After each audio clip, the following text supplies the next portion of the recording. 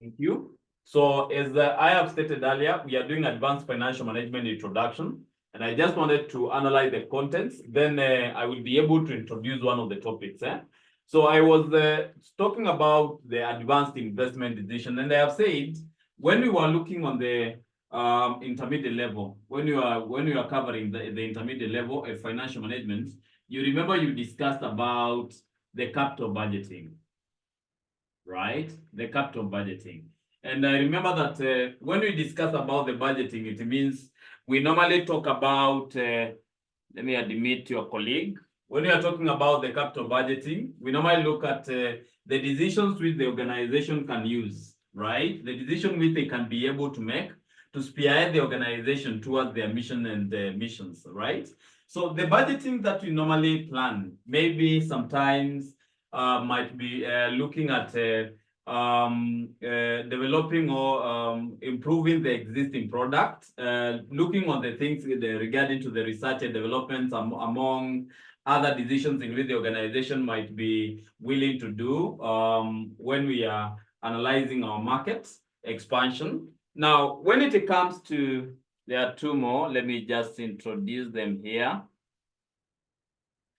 So in this case, it means that when we are coming to this aspect, we used to discuss about the types of the capital budgeting or investment decisions. We used to talk about specific types, inclusive, exclusive, and so on projects. And in that case, we remember that there are those things that we were able to touch. And we used to talk about the investments. They are normally called investment. I'm just reminding you about what you covered in section 3. Investment appraisal techniques. So we used to have only two here.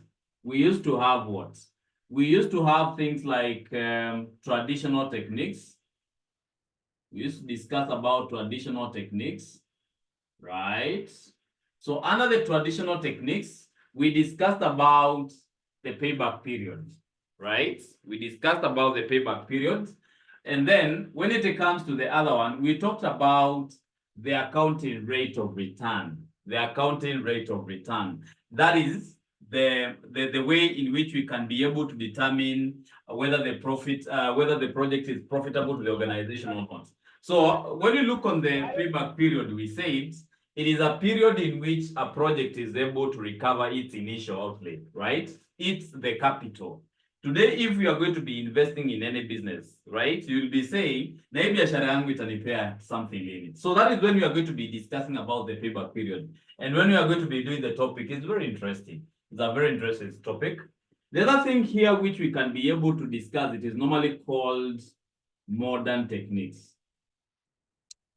Modern techniques. I just want to remind you about some few things we discussed there. So that I can be able to tell you when you are discussing about the advanced financial management, which are the units did you cover? Their knowledge is needed here. So under the modern techniques, we used to have the powerful model called the net present values, right? NPV. We normally have the internal rate of return, right? Modified internal rate of return. We normally have which one do you remember? We remember the profitability index, right? Do you remember any other model you used to do?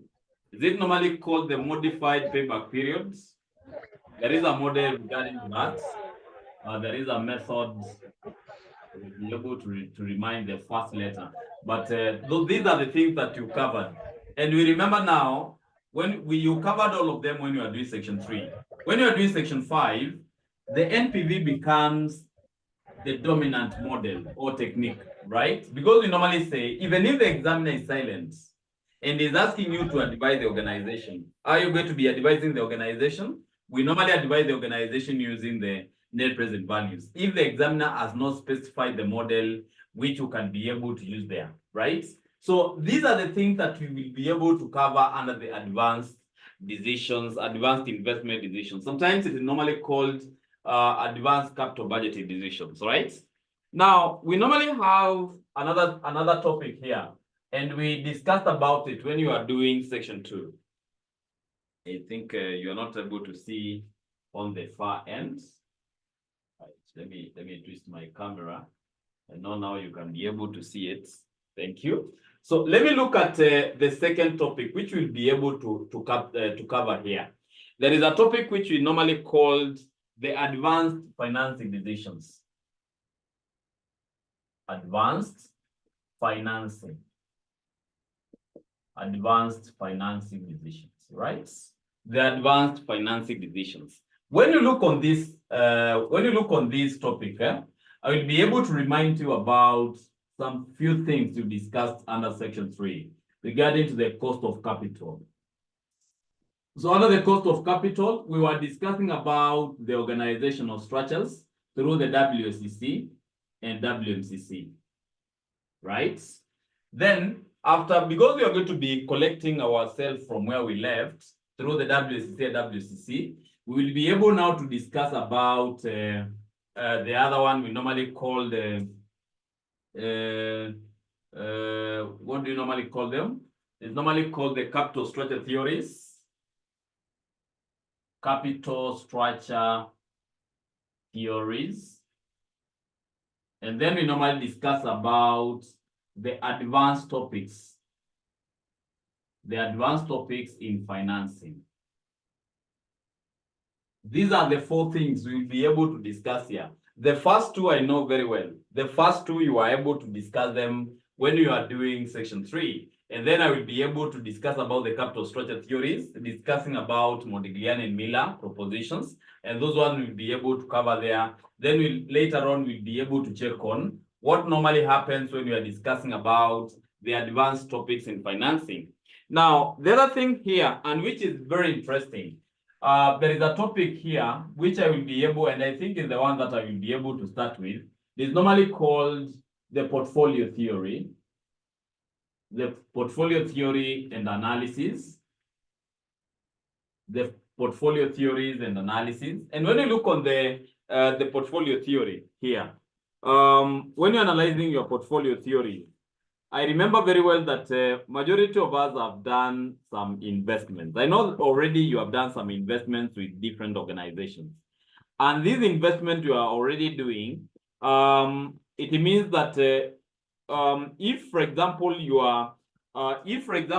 wanted to do your investments, right, with the most profitable organizations, you could have put your eggs in one basket. But you say, I cannot be able to trust Equity Bank. I cannot be able to trust KCB by putting all my money in one organization. No. You say, can I be able to diversify by having an emergency account? Can I have a SACCO account which will be financing my project which I will be undertaking? Can I have a money market fund which is a short-term investment?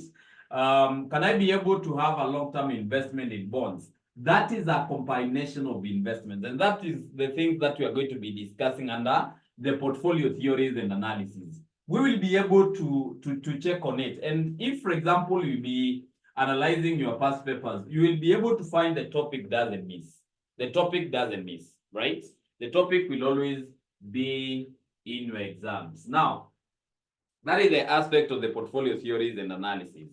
And it is very interesting because we normally look at the 2 things here. When you are going to be making decisions here, 1, we are going to be looking on the maximization of returns, right? Maximization of returns. Then the other thing we normally look here when we are making our decision, it is the minimization of risks. Right? The minimization of the risk which might be involved. And you remember when you are doing quantitative analysis, for those who have done QA, we said we normally measure our risk using the standard deviation, and coefficient of variation. We normally use standard deviation and coefficient of variation when we are measuring our risk. I just want you to see everything there. See that due to the lateness which I was able to experience today, it was difficult to set everything because I don't want to miss on my clients. I don't want to miss on you. Oh, good. Let me make you see everything. Thank you. I think now you can be able to see everything.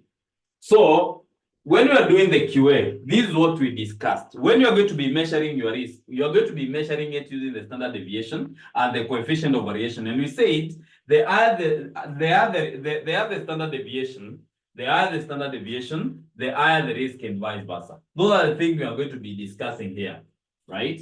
We will be able to discuss those matters under the portfolio theory and analysis. The last thing, the second last here, we are going to be discussing about the normal things. And that is why I normally say advanced financial management is not a difficult topic because these are the normal things. You normally use the portfolio theories every day, right? You normally say, I don't want to invest on that project. I don't want to invest on that chama. My friends are telling us to invest because it is not profitable. So I will not be able to get anything out of it. You have checked the risk involved in that chama, right? Based on the controls which they are put in the maintenance of the risk. And what will be basically the return? What are you getting in return based on your investments? When you look on note number 4, topic number 4, we are going to be discussing about mergers and acquisition. Right? Mergers and acquisitions. Now, when you look on those things, when you're discussing about mergers and acquisitions, it's very crucial to open your mind and you check on the things that are happening in our country regarding to the two. Now, sometimes we have to be asking ourselves, what is a merger and what is an acquisition, right? And when you're looking on a merger normally arises where 2 or more companies come together, right?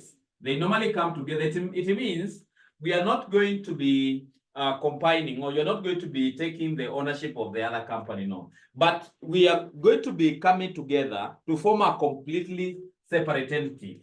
The reason as to why we do merging, right? The reason as to why we are doing mergers is because we want to dominate the market. Let me just talk about that being one of the key reasons why the companies normally want to merge.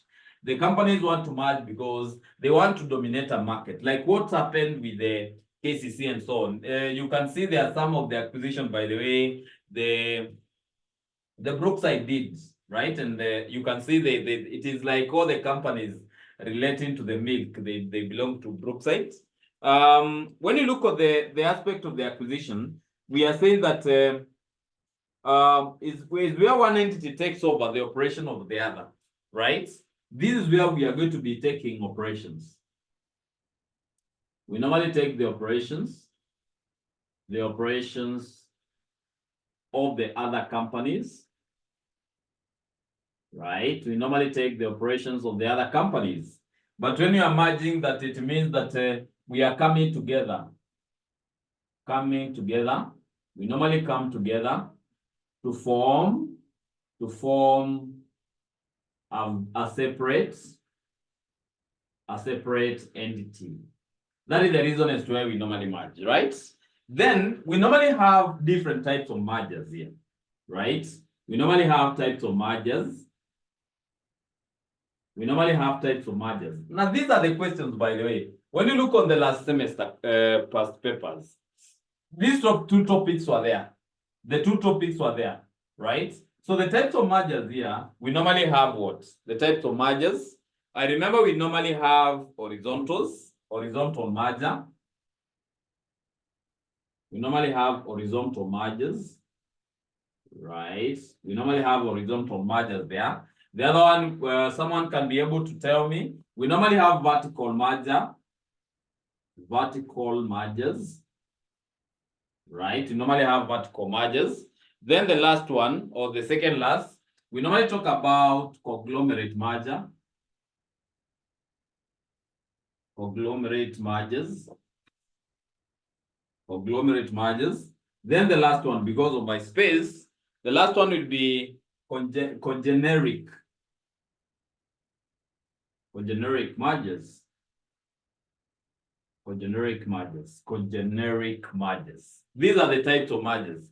Someone will be asking you in an exam, what is a horizontal merger? Right? What is an horizontal merger? And we'll be able to tell that person, these are the companies which are dealing with the same products. These are the companies dealing with the similar products or with the same. Let me talk about the same. The same, it means you are dealing with the tissue, the other one is dealing with the tissue. Same products, right? We do the horizontal mergers. When you look on the vertical mergers, we normally, there is, by the way, the horizontal mergers, it is the reason as to why the horizontal mergers are coming in, it is to reduce the competition. It is to reduce the competition. That is where you find most of the organizations are doing horizontal mergers.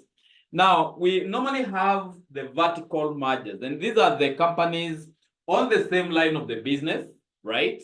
They normally have the same line of production. And in this case, under the vertical merger, you remember there is a merger between, you remember there is a merger between what and what? There is a merger between the companies that are here, right? Nazarims, there is a companies for, vehicles and the one dealing with the tires. They can be able to come together. Now, when you look on the conglomerate mergers, we talk about the companies with no relationship at all. And the conglomerate mergers normally come because the organization want to diversify, right? They normally want to diversify. And when you look on those organizations, you'll be able to find they normally have different what? Different cost centers. So we can talk about the revenue center, cost center, profit center, and investment centers. And I remember there is an acquisition which took place, right? Which took place between, there is the one which took place between the KCB there before and the National Bank of Kenya. You can be able to tell me what type of merger is that and acquisition, mergers and acquisition. When you look on the merger, I remember there was the CBA, was it CBA or NIC, something like that, which were able to merge and form NCBA.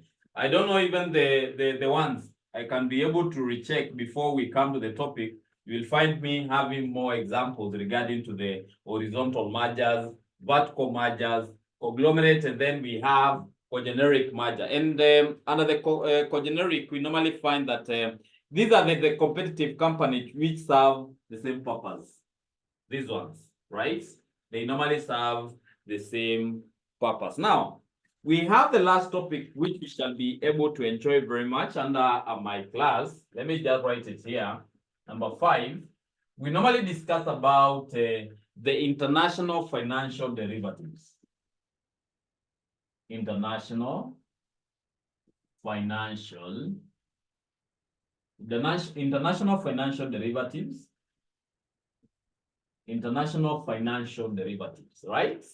And I know very well here, there are some of the things which you can be able to remember when you are looking on the financial. Sometimes when we are looking at this topic, most of us, we have already practiced the aspects of the international financial derivatives. Even as the name suggests, it means you're going to be trading. Let me explain in a layman language. You will be able to trade across, right? Across the globe. That is why we are talking about the international financial derivatives. And it means very well the things that we are going to be dealing with. Because when we discuss about the aspects of the international, it means they are multinational agreements, right? That are entered into under international trade, right? They are multinational, multilateral, agreements, which are normally entered into under the international trade. Remember, there is the companies which are trading with dollar, others euro, others other kind of currencies. And we remember very well, we are saying that we normally have stronger currencies, more than even USD, right? USD. But the reason is why we normally use USD, or we normally use the dollar currency across because it is mostly available. It is the most available currency across the globe, right? Across the world. And then you know very well, we normally have three types of international contracts. Number one, we normally have forward contracts. We normally have forward contracts. We normally have forward contracts. Then number two here, we normally have money markets. We normally have money market contracts. And these are the contracts unapata akina, for example, Susan and the rest, they are entering to the money market. And you know, all of these, they are short-term, right? These are short-term contracts which are entered into, right? That is what you normally talk about when you are defining the forward contract. You normally say it normally involves both, right? Rights and obligations under the forward contract. It normally involves the rights and obligation to either you are going to buy or you are selling a given currency, right? But we are not calling them currency under these contracts. We normally talk about their securities. So you can be able to say they normally involves the right and obligation, right? To either buy, you are going to be buying, then we buy or we sell, all right, a given number of assets to foreign countries at a predetermined exchange rate, right? These are the most interesting areas. When we are looking on the aspect of the forward contracts, today, I remember now there is a discussion we had last year when the KK government came into power. They were talking about those who are having the dollars, you need to sell them. Those are the things we are discussing here, right? Now, when you're looking at the money market, because they normally go hand in hand, it is just similar to the forward contract, right? Except that under money market, the trader is required to borrow from the financial institutions and invest during the contract period. And that is where we are going to be entering into contracts, right? I know very well that right now you have entered into a short term. These are short term contracts. You have already entered into short-term contracts. And in this case, we are going to be looking at when you are going to be borrowing, right? Because you have to be borrowing. And that is why we have said you're going to be dealing with the international business. So sometime you might borrow today, right? You pay in future. Or there is a money that you are promised, you already hope or you are promising to get in the future. For example, in 3 months' time, I'm anticipating to get 25 million, right? How much will be the amount which I'm supposed to be borrowing from the local or from the foreign banks? And that is why when you're dealing with the money market contracts, we normally have only 2 rules here. We normally have 2 rules under the money market, right? We normally talk about your foreign boyfriend, right? Let me just put it like this. We used to talk about it when we were in school, but let me just talk about how the 2 rules are. The first one, we normally talk about the foreign receipts. When we are, for example, if we are anticipating to get some money from the foreign country, that is why we are talking about for foreign receipt, we normally borrow foreign, right? And for the local payments, right? That is why for payments, we borrow local. And those are the two elements which you normally use out of the money market. And you'll never go wrong. Because in this case, and if you are going to be my student throughout, it means under the money market contracts, you will be able to enjoy because we normally use like a table to do the analysis, right? And then you're going to be putting your hand in this case, right? To analyze where is my home country. And then you do this. There are some of the signs which you are going to be using and you are cramming here, right? Under the money market. And it will be very interesting when we are covering that part of your syllabus, Before now, I look at what we are supposed to be analyzing today, right? Because I'm just doing introduction, there is no even a question which I will just be doing today, due to some things which I could not do it. they are normally called unavoidable circumstances. I will not be able to do the illustration, but the illustrations are there. And my mode of teaching is very simple. I normally start with the current questions. For example, I might do the questions for the current one now, the current sitting, the previous sitting now, April 2024, I do 2023. And then I normally give assignments. If I cover, for example, 4 questions, if I normally do 4 questions, it is very important for you to go back there and do for 2022, 2021 as your assignments. If, for example, you will be in a position to cover 2021 to 2024, right? That is enough preparation to go to the exam. 2021 to 2024, there is no any difficult question which can be tested, haijakuwa tested. So it means if we do more questions and I give you assignments, so allow me to do my part. My part is always to show you the direction. Then yours is to solve. You normally solve the problems. You normally solve your problems as per our examples. So in this case, allow me to start with a very simple topic here. This is normally called the portfolio theory and an analysis. Allow me just to start with that one.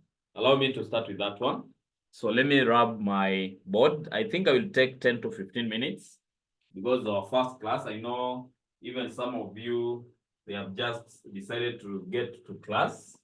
They were not well prepared. 10 to 15 minutes. Then we are done with the introduction. Then now, next week will be a full, we are going to be having a full class now, right? So let me start with a portfolio theory and analysis. Number 1. Portfolio theory and analysis. And you remember well, when you are discussing about this topic, very interesting. It's a very interesting topic. So when you're looking at portfolio theories, and I remember I said I will be able to tell you the topics, the units, which form part of the advanced financial management. There is FM, financial management under section 3, right? That was 1. We have management accounting. Let me just talk about advanced management accounting. There are some of the knowledge which you'll be able to borrow here, and we'll be able to use it, right? Then we have QA, quantitative analysis. Let me use the management accounting because ndio umetumia pale chini. These are the topics which still form part of the advanced management accounting. For example, when you look at the financial management, there are some of the topics which we are advancing from the financial management. There are some of the topics which you are borrowing from the management accounting. Then there are some of the statistics. For example, like the one that you're going to be analyzing under the portfolio theory and analysis. So you might not be cramming when you are doing your CPA classes because you can see we are repeating some units which you did there before. But now let me come back here. What is the portfolio theory, right? And the portfolio theory, we are saying it is a combination. It is a combination of assets, right? It's normally called the combination of assets. So securities, right, with an objective. Is a combination of that with an objective too. Number 1, we normally talk about to maximize the returns, right? Here we are going to be talking about the return of the portfolio. Then number 2, we are going to be talking about to minimize the risk, So in this case, we are discussing about the maximization of the return. And that is why I've said, for example, when we have discussed about the money market fund, we are looking at where I can be able to store my money, where I can be able to put my money and multiply, right? To maximize the returns. This one, people are moving, by the way, from keeping the money from their banks, right? An area where you can be able to get zero return. Kama nilieka 500,000 at KCB, at the end of the year, you'll just be able to find 500,000 in your KCB account. Now, when you look on the money market, your money is going to be multiplying every day. You want to maximize the returns. So in this case, that is where we have said, when you are going to be analyzing a portfolio, it means there is some money you have put, you have already invested under the money markets. There is another money you have invested in SACCOs, right? There are other money which you are investing in pensions, because you are diversifying the risk. You are diversifying the risk, and that is why we have said, that is where we are going to be combining. When we are going to be analyzing your investments, we will be able to do the combination of the assets. So it means when you're analyzing the portfolio theory, we cannot be dealing with one investment. Actually, I have invested in a SACCO and then I want to check on the maximization. No, we want to look at when we have already embraced the aspect of the diversification of the risk, then it means we have to be combining the assets. And the assets, we will be able to use things like asset A and B, right? It doesn't mean that the assets might be one A and B, no. In an exam, you'll be able to find they are talking about X and Y. They are talking about X and Y among other analyses. Now, when you look at it, and you remember here, I'm discussing more about a risk, because when you're doing your investment, you have to be checking on the risk involved, right? There are those people who are saying, by the way, mimi, nakumbuka the last time nilienda kufungua bank account, nilienda nikajaza karatasi. So when you are telling that person to open an account online, anakwambia hapana, pesa yangu itapotea, right? Because we have different types of investors, right? You remember when you used to talk about, we have pessimistic, we normally have pessimistic, and then we normally have something neutral, right? Risk neutral investors. So we have to be checking on it in this case. And we normally say the highly anticipated risk investments, which you can be able to do, they are the returns you are going to be getting out of that investment. So in this case, it means if the risk is discussed, then there must be an aspect of things we call weights, stroke probabilities involved, right? Sorry for the challenges we are experiencing today. Now, when you're looking on the weight stroke probabilities, weights and probabilities, it means that we are making our decision based off, I'm saying, let me put 200,000, right? Let me put 200,000 to a SACCO, right?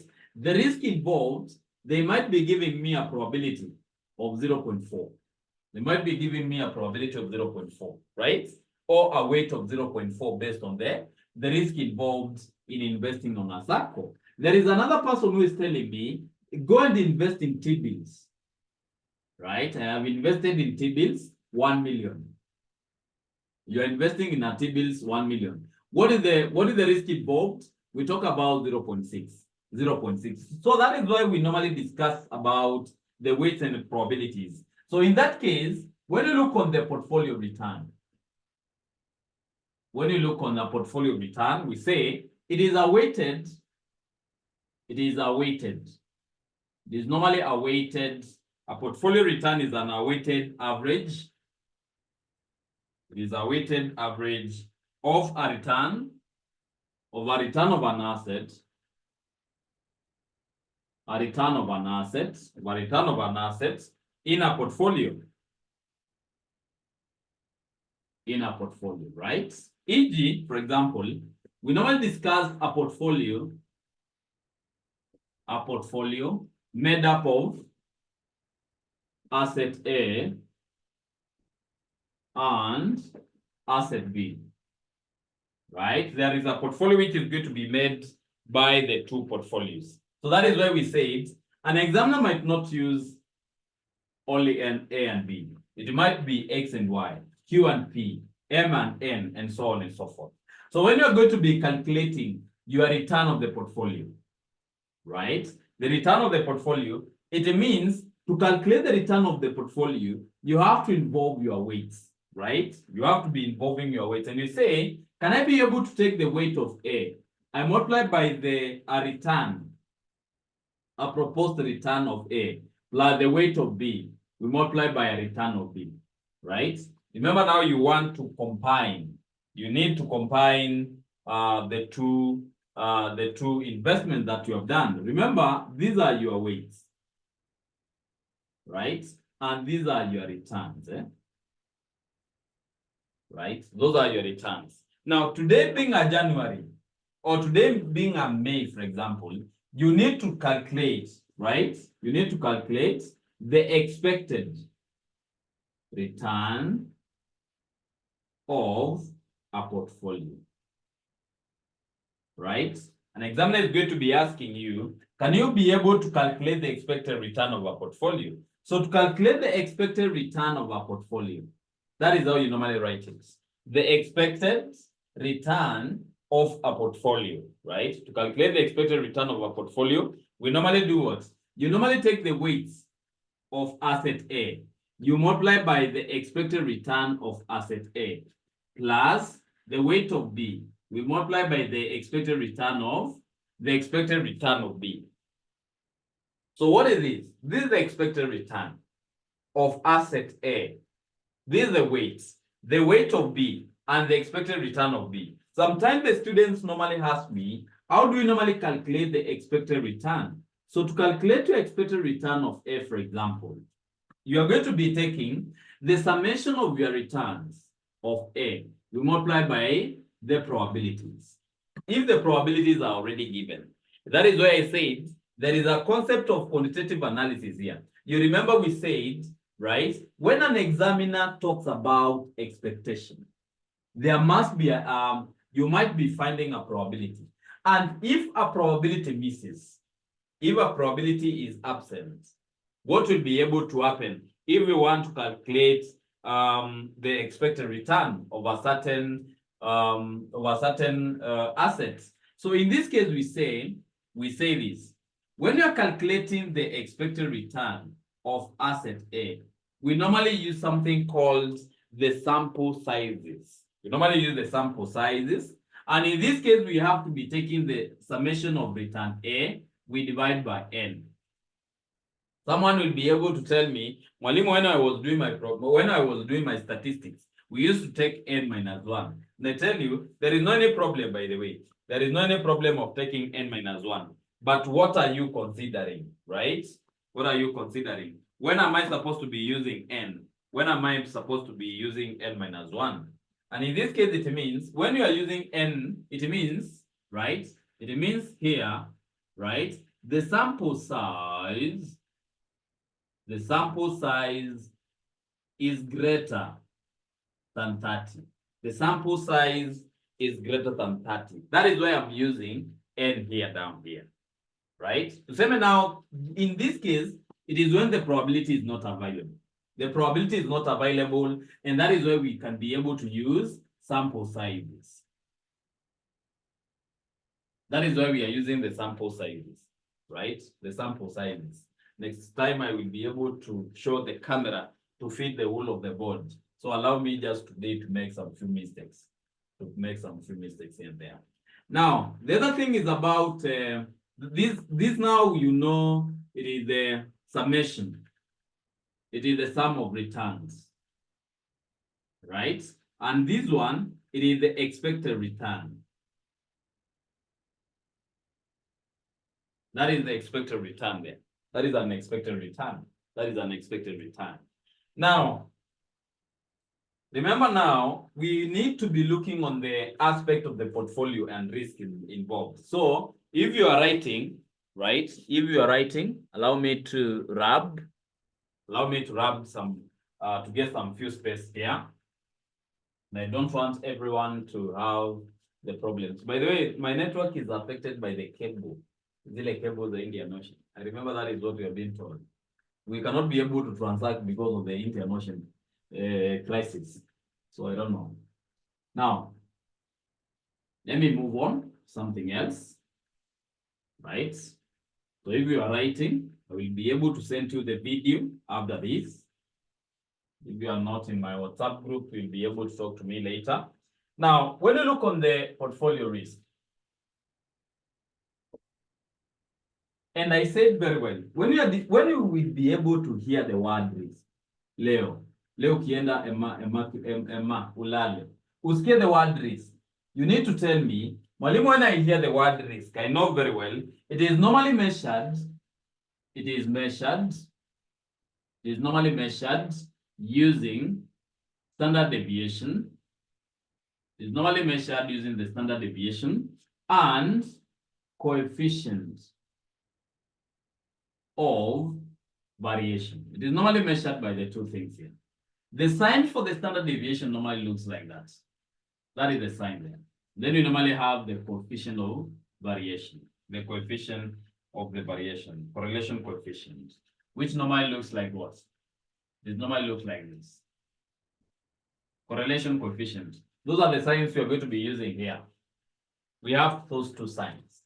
Now, when you're looking at it in that aspect, we remember very well that we said here, when you're making the decision, for example, you have been given different types of investment portfolios, which you have to be telling the investors the best one project in which they have to undertake. We say the higher the risk,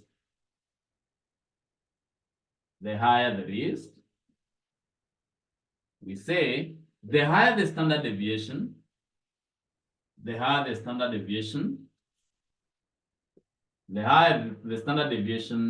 and vice versa. The higher the standard deviation and vice versa. So you know very well, the examiner is going to be asking you to calculate the standard deviation of the portfolio, right? And you'll be able to tell me, Mwalimu, I remember when I was doing my statistics, we used to say, these are root of variance. It is a root of variance, right? This is the standard deviation of a portfolio. Is a standard deviation of a portfolio. I just want every time the results are being announced like today,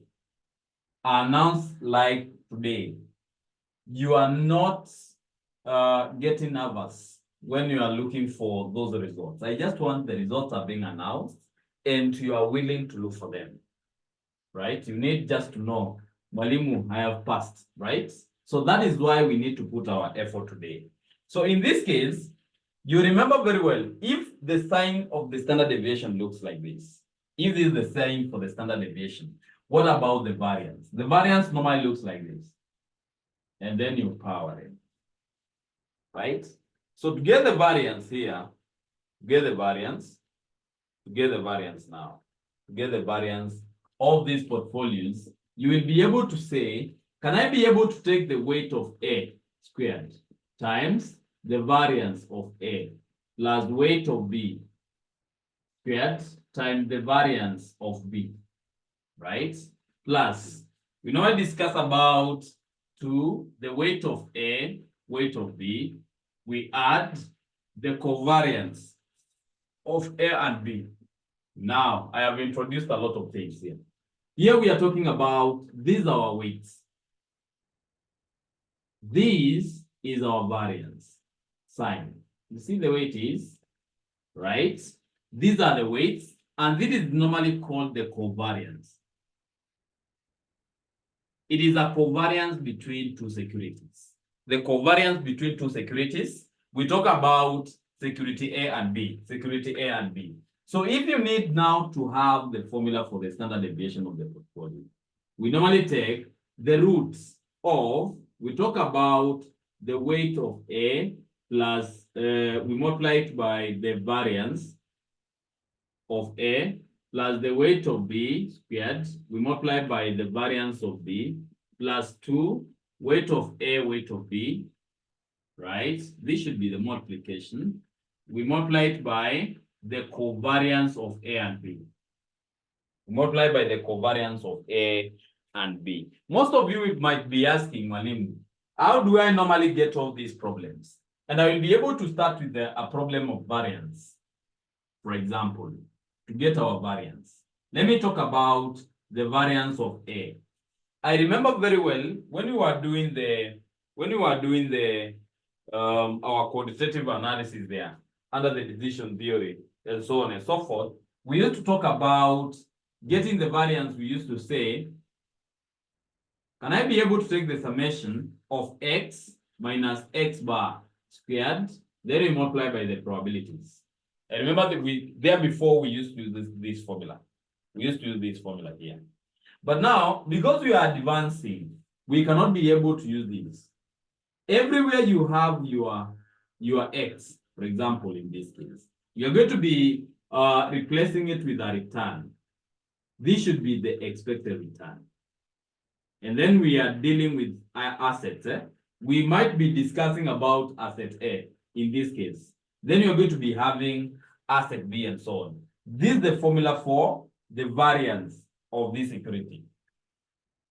Then we have something here we are calling about the covariances, right? So if you want to calculate the covariance of two securities of A and B, the covariance of two securities, sorry for hanging. So the securities, the covariance here for the two securities, we normally say, can we take the summation of a return of A minus expected return of A? Then we open another bracket. We talk about a return of B minus expected return of B. Then we multiply by a probability. Multiply by your probability at the end. When you look at it, there is no any power here.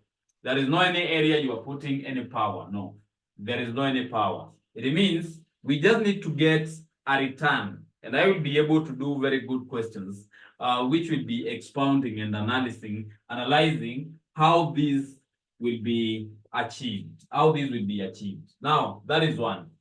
That is one. And if, for example, there is any absence of probabilities, we said, in case of absence of probabilities, always monitor the sample sizes, right? Always take the aspects of the sample sizes. I just wanted to be very keen on that. So for example, if we are calculating, for example, the standard deviation of A, it means I need to take the root of the summation of a return minus the expected return of A, right? We divide it by n minus 1. You see, in this case, it means when we are putting n minus 1, it means the sample size is less than 30. The sample size is less than 30. Then when it is greater than 30, you divide by n. Those are the few things which you need to understand, right? Now, the other thing that you need to understand, this is one formula to compute the covariance. There's only one method. The second method here in the computation of the covariance of A and B, we normally say, I can be able to take the correlation coefficient of A and B. Correlation coefficient of A and B, then we multiply it with the standard deviation of A multiplied by the standard deviation of B, right? Those are the two methods you can be able to use. Sometimes an examiner might be asking you, I know very well in the questions, examiner normally asks you about what is the covariance of A and B? And we normally say, to get the covariance of A and B, right? The covariance of A and B, then the examiner has to give you the correlation coefficient. This is what is normally called correlation coefficient. Correlation coefficient or coefficient of correlation. This is the sign, and the examiner has to be giving you in an exam if this formula is not applicable. Now, the standard deviations, now you can be able to use these formulas to calculate the standard deviations. And therefore, it means that if an examiner is going to be asking you, Susan, to calculate the correlation coefficient of A and B, it means you just need to sort it out here. If you divide here by the standard deviations, you'll be getting the formula to calculate for correlation coefficient. So to get your correlation coefficient, it means you have to be taking the covariance of A and B. You divide it by the standard deviation of A, you multiply by the standard deviation of what? The standard deviation of B. And when you're looking on the portfolio, by the way, portfolio theories and the questions which I'm basically tested, and that is where we are going to be starting from next week. on Wednesday. The formulas, these are the key formulas which we can be able to use in the computation of the portfolio theories, and I will be able to expound. I will just be able to expound and making sure that you understand the concepts very. I will be able to make sure that you understand the criteria followed and introducing the formulas in a way that I will be in a way to simplify these areas or to make better understanding by each and every one of you. And the last thing here, I like students who I normally call these numbers. I can be able to see Joy here. I have been with Joy since intermediate levels. You can be able to ask questions whenever time you want, but don't call me at night, past our classes. But you can test tomorrow morning and just be able to find a text there. For you asking about Mwalimu, I did not understand the concept. Then I will be able to respond. Then when I'm there, let me check the video again, right? During the day, we can just be able to we can just be able to chat, telling me, Mwalimu, can you be able to expound about a topic and areas that needed analysis? And those are the things that I just be able to explain to you. So in that case, I just wanted to stop at that point. And those who they don't have and they need inquiries, they don't have my number now. Those who don't have my number, it is 07000 76480. 07000 76480. You'll be able to find me using that number. You can see Immaculate is having any problem of entering the class. Immaculate, I'm concluding the class, and I have said we are stopping at that point. If you need more inquiries, you can be able to reach me through this number, right? Our classes now will be starting from, right? Our classes here will be from 8 p.m. to 10 p.m., right? 8 p.m. to 10 p.m. on Wednesday and Thursday. And I said, tomorrow we are not having a class, right? Tomorrow we are not having. But next week from Wednesday, we kick off. We kick off the semester. We kick off the semester. So on Wednesday and Thursday, we'll be meeting for advanced financial management. There are those who are doing the advanced levels. We also cover, we normally do advanced taxation. And there are those who are doing advanced MA, right? Advanced MA, advanced MA. These are the areas which I can be able to analyze to you very well, right? We have things like Finance Act, Finance 24, Finance 24. You can see it has already started circulating. You just need to understand the current trends there. Then we have Advanced Management Accounting, which is a unit which they were able to put it as a compulsory there. It is a compulsory unit for you. So in this case, reach me through that. I can also, you can engage me for those additional areas which you need clarity. Then we'll be able to discuss more through our WhatsApp group. So thank you so much for understanding. It has been a challenging day, but you are able to understand. You are able to understand my challenge, and I appreciate so much. So allow me to stop at that point and see you next week. Any question? Any question now?